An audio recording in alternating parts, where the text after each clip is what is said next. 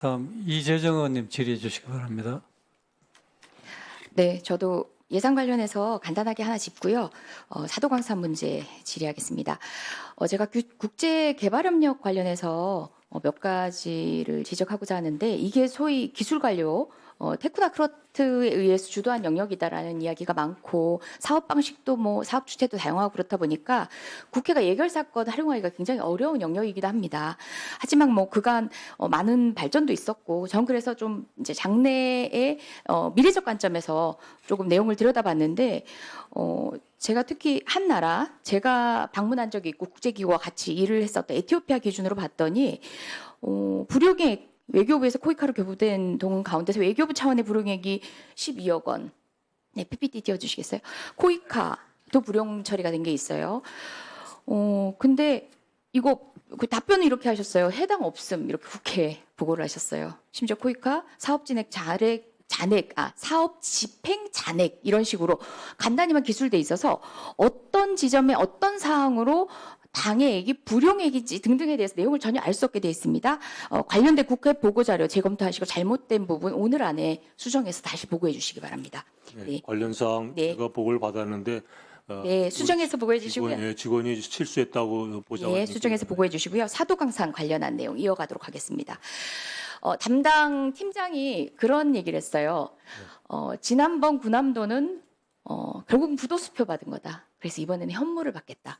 어떻게 보면 외교부의 협상 전략은 그거였던 것 같아요. 그래서 조금 전에도 억울해하시는 어떤 측면을 살펴보면은 도쿄에다가 전시관을 하는 것보다는 가까운 곳이지 않느냐 등등의 얘기인데 하나하나 짚어보겠습니다. 결국 이게 그럴싸해 보이는 수표보다는 당장 적더라도 현무를 받는 게 맞지 않나 이런 사고에서 비롯된 게 아닌가라는 생각이 들기 시작합니다. 저희가 외교부로부터 받은 자료 PPT 띄워주시겠습니까? 네. 자, 전시 내용을 협의하는 과정에서 강제라는 단어가 들어간 과거 사료 전시 문안을 일찍이 요구했으나 최종적으로는 일본은 수용하지 않았다. 당초에 외교부가 자화자찬했던 또 오늘도 반복했던 그런 내용에 대비해서 우리의 요구를 일본이 수용하지 않았다라는 것을 그 사후에 의원실에 인정했습니다. 이 정도면 협상을 결렬했어야 하지 않나라는 생각이 듭니다. 다음입니다. 제가 네, 말씀드려도 마저 하고 답변 기회 드리겠습니다. 추도식 개최하기로 했다라고 하는데요. 일자, 장소, 구체적인 참석 인사 하나도 안 돼 있어요. 그 주체가 정부인지 아닌지, 민간에서 하는 것인지, 또는 우리 한국인 노동자, 조선인 노동자를 대상으로 한 것인지, 아니면 두루뭉실하게 돌아가신 분들을 기리는 행사인지, 어떤 것도 알 수 없습니다. 이게 과연 현물일까요? 네, 다음 보겠습니다. 한일 협의를 개최한 일시를 자료를 받아봤는데 6월 달 보류 이후에 갑자기 급물살을 탑니다. 늘 한 달에 1회 정도 하다가 6월에 4회, 7월에 6회입니다. 결국 이거는 보류 결정에 당황했던 일본 측의 에너지로 협상이 이어간다는 느낌이 들고요. 그 가운데 결국은 특정 시한을 마지노선으로 해서 결국 동의해 줄 수밖에 없는 방식으로 흘러간 협상이 아닌가라는 생각을 합니다.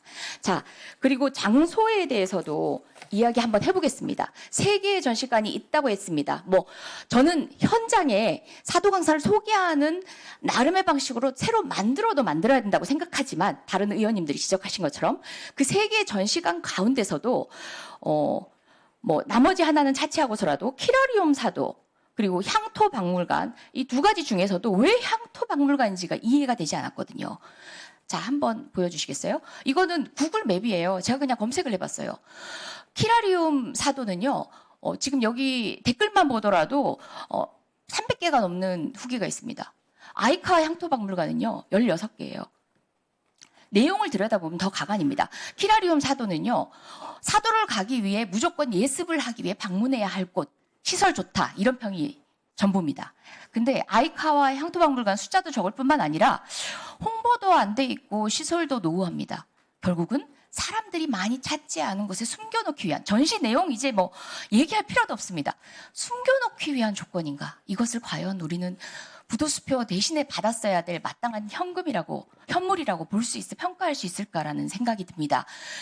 저희는 저희가 부동의하더라도 등재될 수밖에 없다라는 그런 상황 외교부가 설명합니다. 좋습니다. 그렇다면은 그걸 전제로 하고서라도 협상을 결렬하는 방법도 사실은 국제사회 그리고 사도광산에 대해서 많은 분들의 호응을 얻고 동의를 구해가는 데 있어서는 저희는 유리한 협상일 수 있었다는 겁니다. 왜 결렬을 하지 않았는가? 그리고 왜 자찬에 일관했는가에 대한 지적을 하고 싶고요.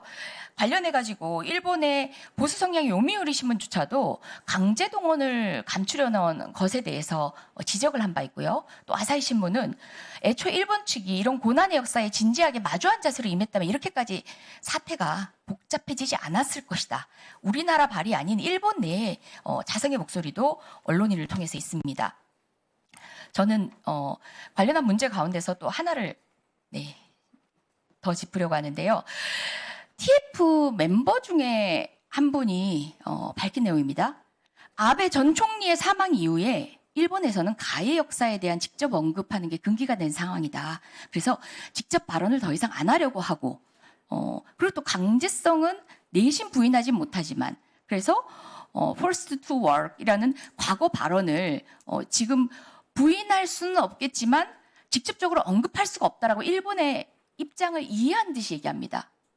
그런데요, 지금 결국 앞으로 남아있는 또 광산도 우리 유네스코에 등재하겠다라고 하고 있는 광산 역시도 우리 한국인 노동자들이 근대 문화유산과 관련해서는 강제 동원된 것들이 거의 대부분이거든요. 이번에 협상의 이런 후퇴가 저는 향후에도 반복될 수밖에 없는 것 같습니다. 외교부가 억울해했던 부도수표가 아니라 그래도 현물 받았잖아요 했는데 이게 받아 마땅한 현물인가?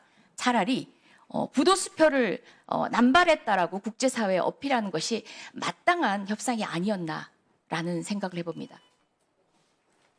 예, 수고하셨습니다. 다음 제가 이준영 답변을 예. 간단히 드리겠습니다. 장한 답변하시기 바랍니다. 예, 이재정 의원님 마지막 말씀 차라리 부도수표일지언정 부도수표를 남발한다는 그런 비판을 국제사회에서 받도록 하는 게 더 좋지 않았겠느냐. 저는 동의하는 부분도 있습니다. 그런 심정적으로 그러한 평가도 가능하다는 생각이 듭니다만 저는 19년 전에 똑같은 경험을 했고 또다시 9년 후에 재판이 되는 이런 협상을 하면서 역시 그 부분입니다. 일본이 그렇다면 결렬시키고 끝까지 가든가 아니면 투표를 가든지 아니면은 등재 반대하고 결국은 이런 모든 우리 협상을 무효화하고 등재 반대하는 것이 우리의 목표가 돼야 되는가? 뭐 여러 가지 판단의 근거가 있고 옵션이 가능한 거겠지만 저는 등재 반대가 우리의 목표가 돼서는 안 된다고 생각합니다.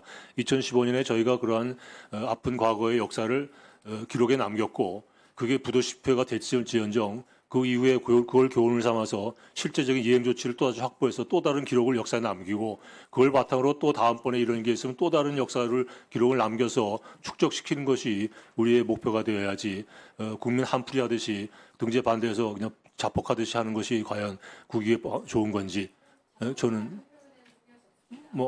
그것도 평가하기 나름입니다만 하여간 그런 깊은 고민을 하면서 국익 수호를 위해서 끝까지 최선을 다했다는 말씀만 드립니다.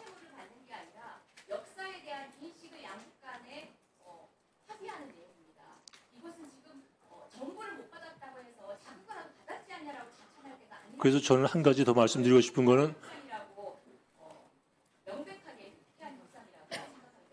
의원님께서 말씀하신 부도수표이지만 그것도 저는 챙겼습니다.